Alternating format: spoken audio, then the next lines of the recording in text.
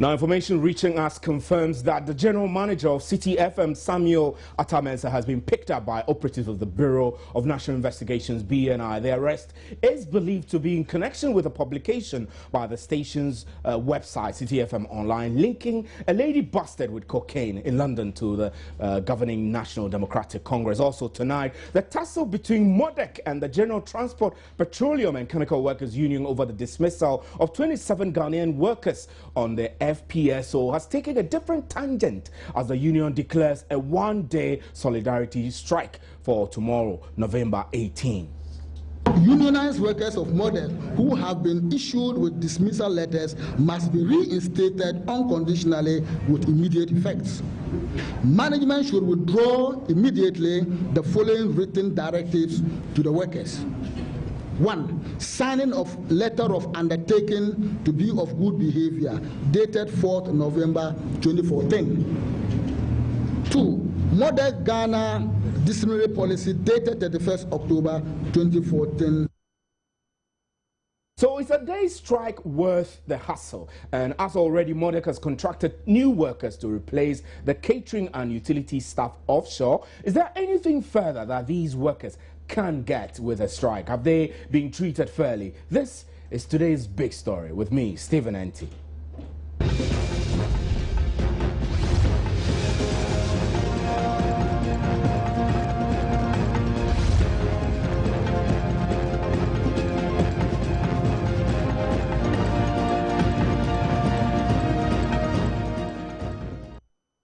Now, operatives of the Bureau of National Investigations, BNI, have picked up the general manager of local radio station CITI-FM, Samuel Atamensa, has been picked up by operatives. And this is in relation to a publication on the CITI-FM Online in relation to a lady arrested in London with allegedly with a 12-kilogram cocaine. The story linked the lady to the ruling NDC, but is that really the reason for the arrest? Samen's lawyer is joining us on telephone now. Good evening, sir, and thanks for joining us, Egbert. Right, we're trying to raise Egbert Fable on the line to respond to some of the issues that have been raised forward. But I must tell you that the Narcotic Control Board has reacted to the arrest of the lady in question, whose name has been given in this press release as Nayele Amethepe. The press release says that Miss Amethepe was arrested on the 10th of November through the collaborative efforts of Narcotic Control Board and the British partners. On the 9th of November, it's said that she boarded a British Airways flight with the number has been given in the press release, and she was arrested at Heathrow Airport. She had flown on a first-class ticket using travel miles on British Airways points. The ticket had been purchased on October 8th and had been altered 3 times. In her possession, she had two suitcases.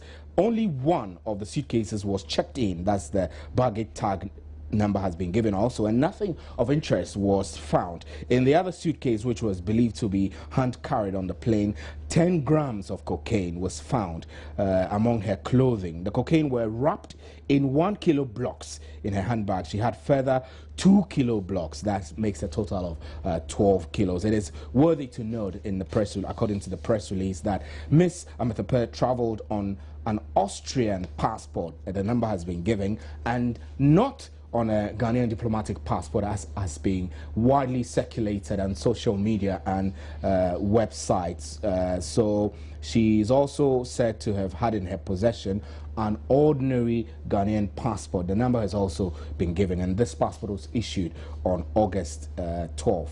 The Narcotic Control Board says that investigations are continuing into this matter. We're still trying to raise Egbert Fable, who is a lawyer to Samuel Atamensa, onto the telephone line for a discussion on this. But we'll continue whilst we wait for him to join us on telephone. Also on today's big story, the General Transport, Petroleum and Chemical Workers Union are angry that management of Military Engineering Development Company, MODEC, Tallow Oil and the Petroleum Commission have been insensitive and careless about events that led to the dismissal of some 27 of its members who work on the Kwame Nkrumah FPSO. Negotiations between MODEC and the management and the union broke down, and in pressing for the dismissed staff to be reinstated, the union has announced a solidarity strike for tomorrow, 18th November.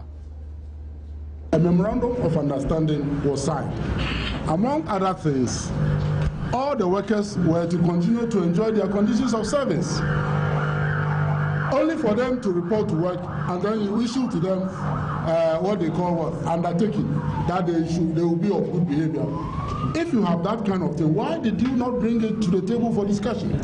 Why do you single out workers and force them or coerce them to sign such undertaking? Therefore, my brother, we fully support our affiliates. We are going to go all out with them, and we are going to make sure those responsible for these dismissals hear us. We expect the government to hear us.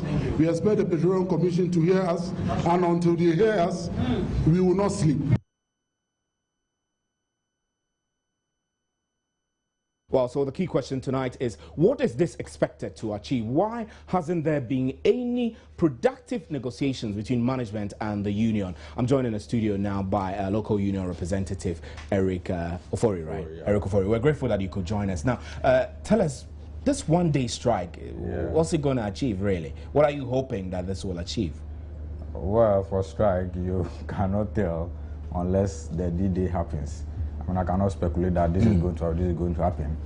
But what TUC is saying is that all the affiliates of General Transport, Petroleum and Chemical Workers, are behind MODEC workers, and they have declared a solidarity strike. We call it solidarity strike for the MODEC workers. And the companies that are the petroleum sector of the transport and petrochemical workers, are those who are going to involve in the strike. That is TOR, BOST, WAPCO, West Africa Gas Pipeline, and then the Tanker Drivers Association. But are you anticipating, expecting that some of your colleagues who are still working at MODEC could join the strike? Oh, you cannot tell the mind of people. But is that something that you are pushing for? Because I mean, if you have been dismissed, I doubt if those who are still working would go on any kind of demonstration or strike, fearing that they could lose their jobs. Yes, in life, if you don't take risk, it's a risk in itself. Let me emphasize that not all the workers are unionized members. Okay. And so they have the right to join us or not to join us. So if they decide to not to join us, that is their rights, and we respect that. But as the unionized staff, we have taken it upon ourselves that, as we always say, we will not sit down for our rights to be violated as workers. The labor law, the thrust of the labor law is that we give workers what they are due. Against such, there is no labor law. So if anybody is quoting labor law and you went on illegal strike and all those things, you ask yourself whether they are paying the workers what they are due. If they are not paying the workers what they are due, then they are also bending the rules, and they are not also following legalities when it comes to the labor law. Now, you have raised a lot of issues.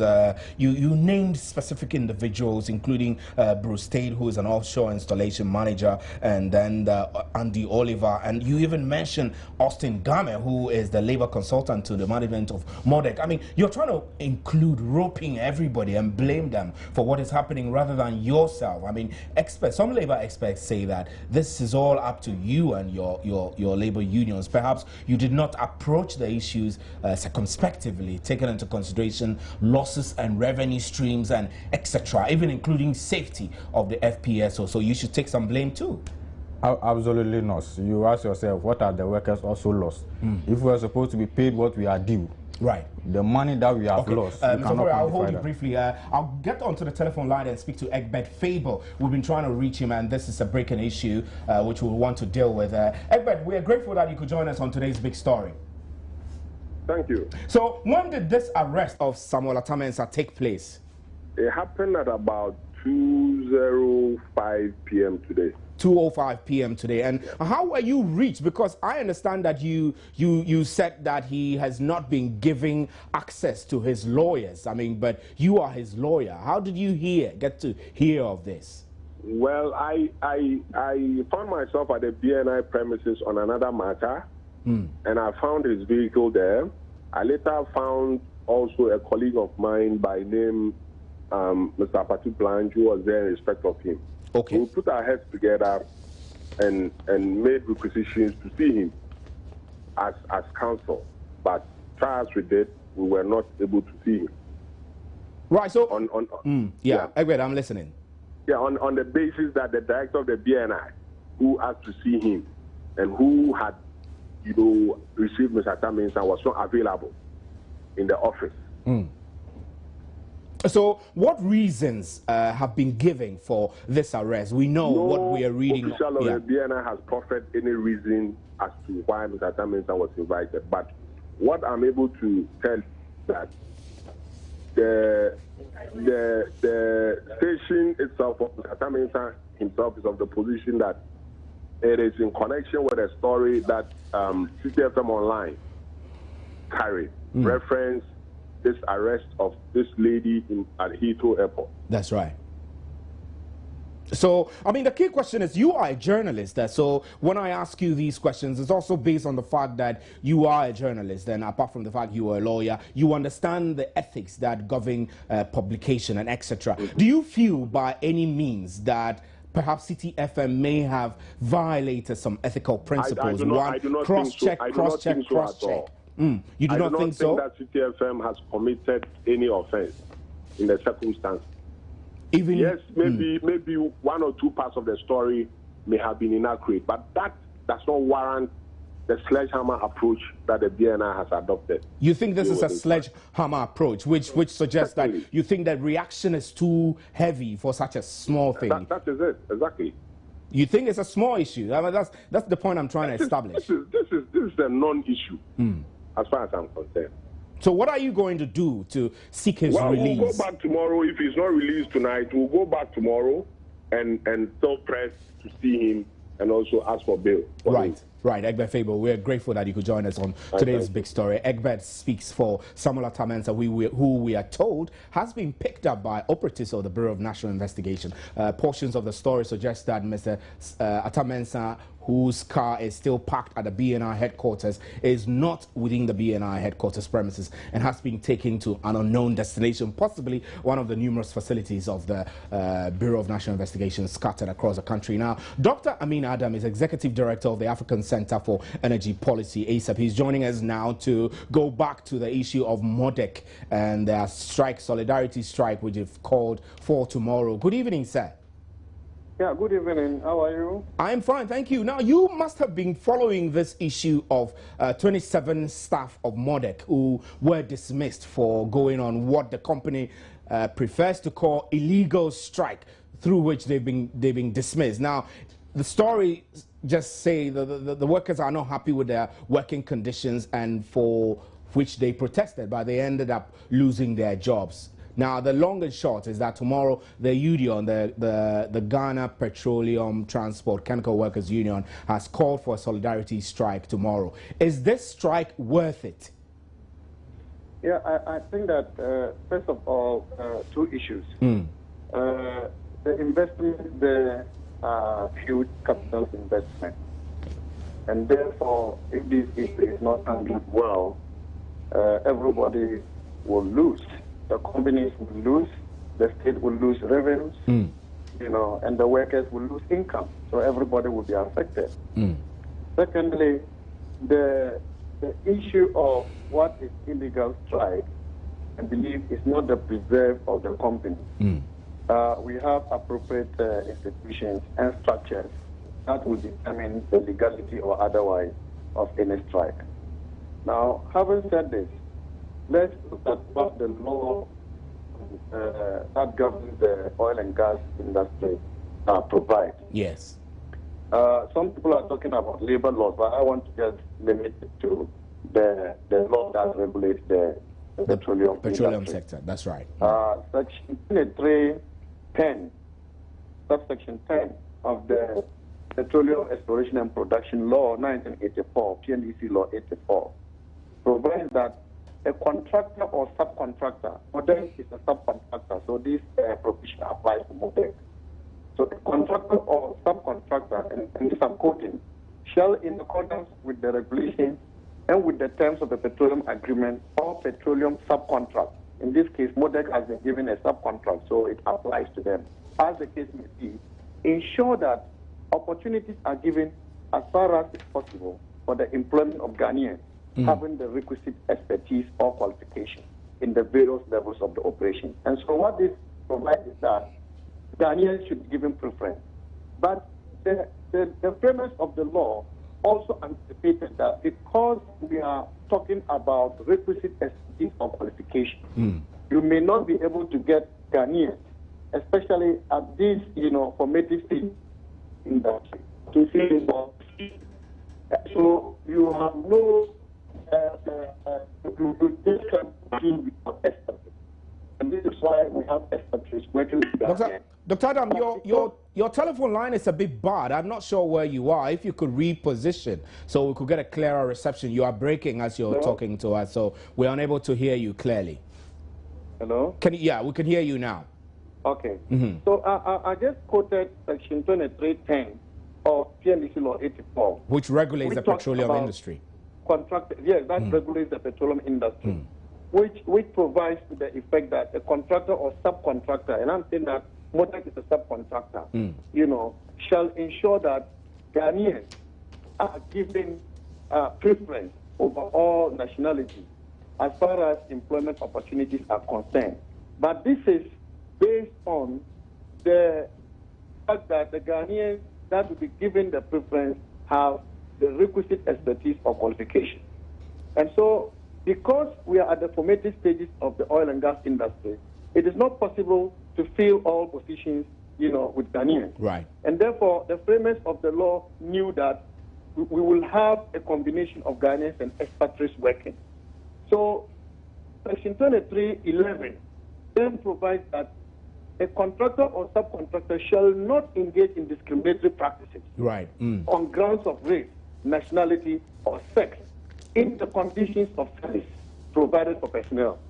And so, while the framers knew that you will have expatriates and local people work, the potential for discrimination to occur, between the workers is very high. And therefore, 11 provides that such discriminatory practices shall not be entertained, either on the basis of nationality. Right, Doctor. As far as Doctor, let's switch a bit away from the elements of the law and focus a little on the working conditions these people are protesting about. Now, you have made reference to the law and the fact that the law has made provision for people with skills and competence to be employed, as much as bring on board expat workers. But the local workers, Ghanaian workers, are complaining that their working conditions are so bad and the disparity between them and their foreign counterparts so huge. This is the reason why they're being dismissed. They went on protest to protest against this,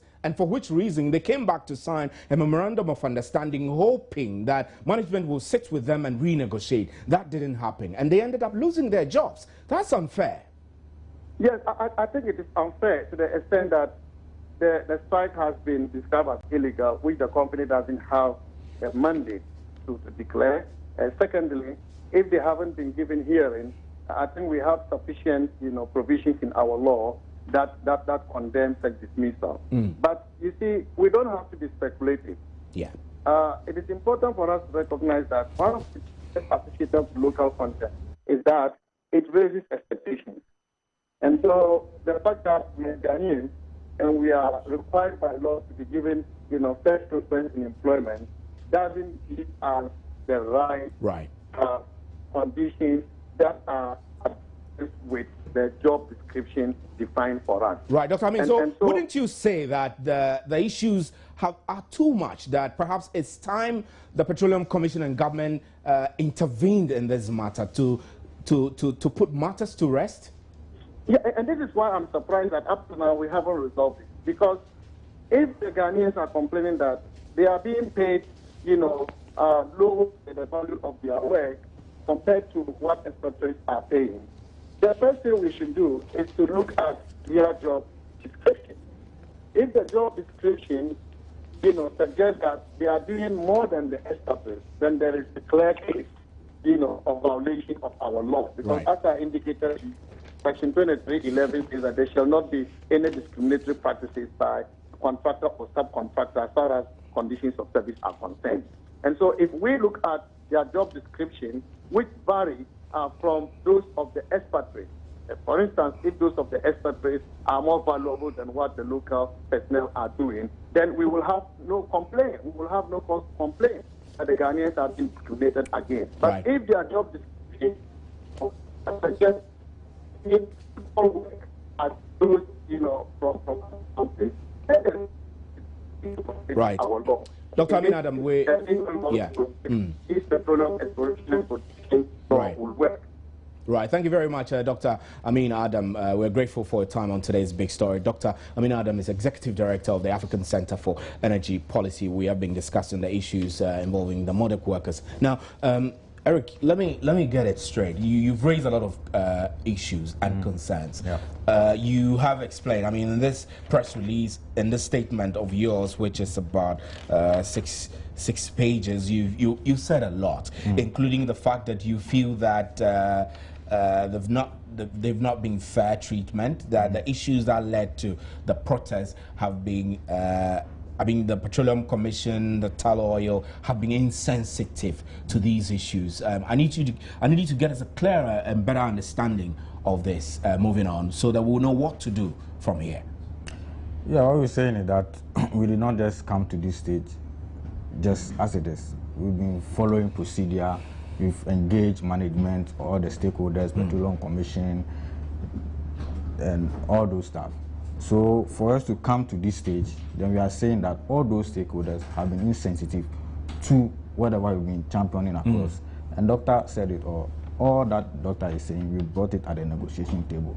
But if we have come to this far, then that means that management of MODEC are simply not ready to obey the laws of Ghana.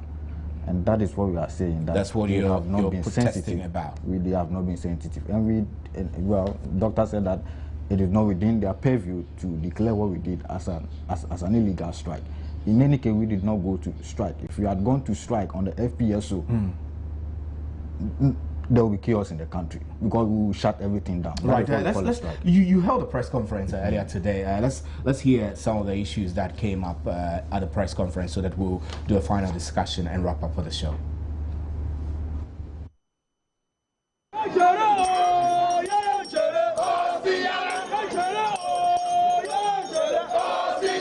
Austin Game is the consultant for MODEC. So whatever MODEC is doing now, it is in consultation with Austin, the government. The day we signed that MOU, Austin was the one who was there representing MODEC. And that meeting took us for almost 12 hours to come up with that simple MOU, which was crystal clear. They went back and Austin advised them to throw that MOU away and do their own thing. Hence, this is the consequences. Don't trust that man, because we don't trust him either. We know him. He is a chameleon. When he sees that the heat is coming, he will turn as if he is supporting where the heat is coming from. But he's a trickster. We know him. He has spoken to me personally, and he was telling me on the phone that MOU does not matter, and that our guys were wrong.